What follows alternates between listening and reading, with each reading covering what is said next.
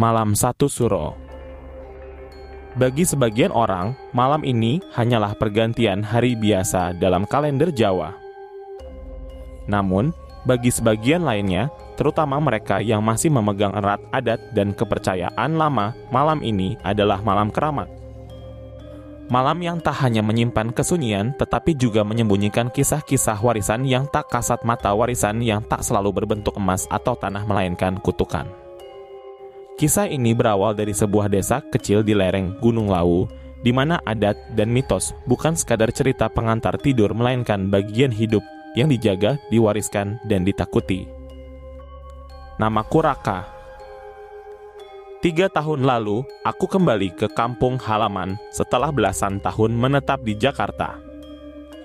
Kepulangan yang tak pernah kurencanakan dipicu oleh kabar duka kematian Mbah Surti, nenekku satu-satunya yang masih hidup. Mbah Surti meninggal tepat malam Satu Suro.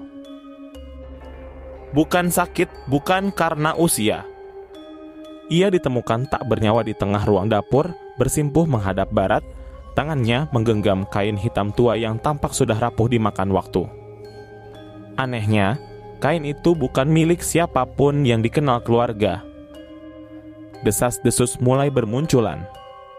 Tetangga-tetangga berbisik bahwa Mbah Surti meninggal bukan karena ajal biasa, melainkan karena telah menyentuh sesuatu yang seharusnya tidak disentuh warisan Suro. Di tanah Jawa, khususnya dalam budaya Kejawen, malam Satu Suro dianggap sebagai malam pergantian tahun spiritual. Banyak orang menghindari kegiatan besar, tak menikah, tak bepergian jauh, dan sebagian bahkan tak keluar rumah sama sekali.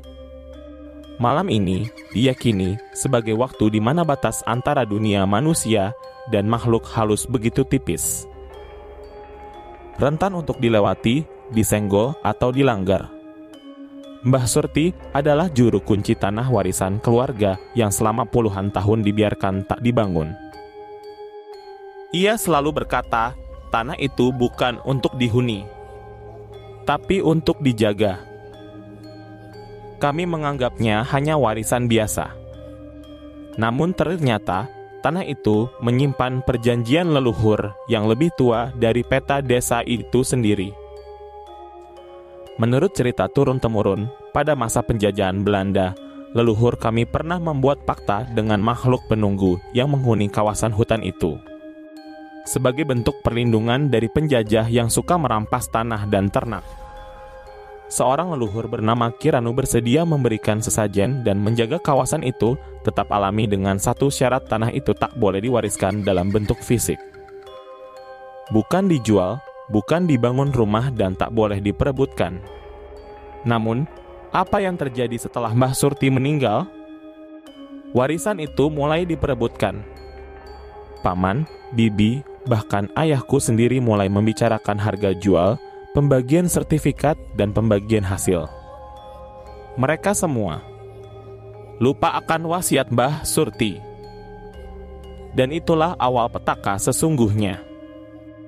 Malam kedua setelah pemakaman, Paman Darto yang paling ngotot menjual tanah itu ditemukan mengigau di pinggir sumur. Matanya kosong, mulutnya terus komat-kamit menyebut nama yang tak kami kenal. Nyai Endang, ampun, aku ndah jadi jualia tak pernah sadar kembali.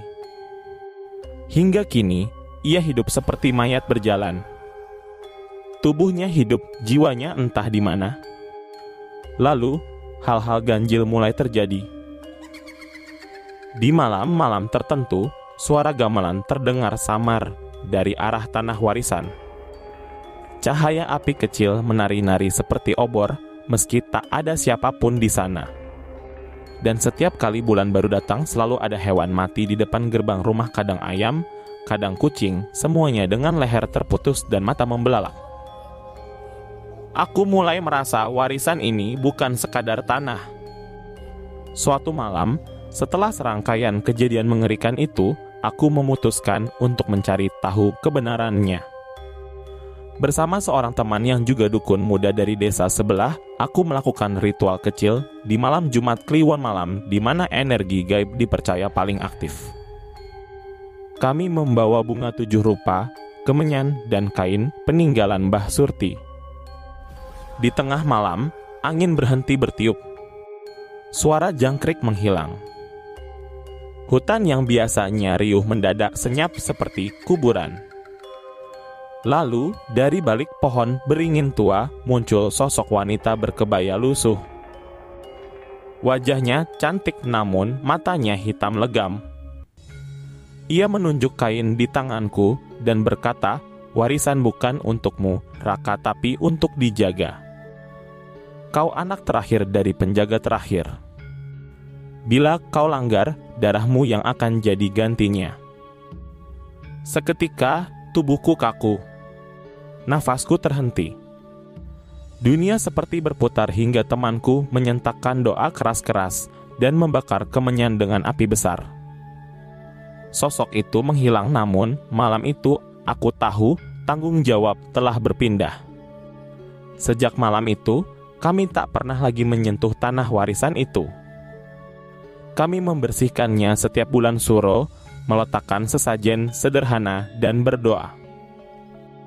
Tidak untuk meminta, hanya untuk menjaga. Karena di tanah Jawa, warisan tidak selalu soal harta. Kadang, ia adalah beban yang harus diterima, dijaga dan tak boleh diingkari. Malam satu suro bukan hanya malam biasa. Ia adalah gerbang.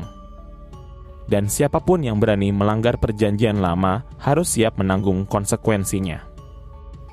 Aku adalah penjaga terakhir. Dan selama aku hidup, tanah itu tak akan disentuh. Jangan pernah abaikan pesan leluhur karena tidak semua warisan bisa dibagi. Terima kasih banyak sudah menonton kisah harian mistis. Bantu support kami dengan cara like, komen, dan subscribe. Sampai jumpa di video selanjutnya.